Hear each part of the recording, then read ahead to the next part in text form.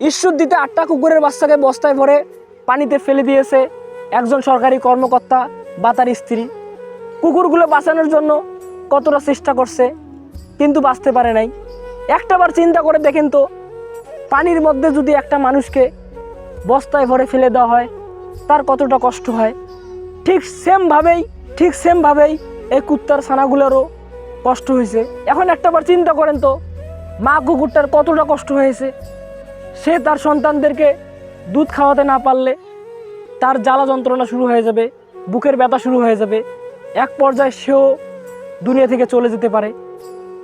মানে ভাই, এরকম একটা নিকৃষ্টতম কাজ কেমনে করতে পারে সরকারি কর্মকর্তা? আমরা এর দৃষ্টান্তমূলক শাস্তি চাই। থ্যাঙ্কস নিলয় আলমগীর ভাই এরকম একটা পোস্ট করার জন্য। আপনার প্রতি অনেক অনেক ভালোবাসা। সবাই এটা তীব্র নিন্দা জানাই।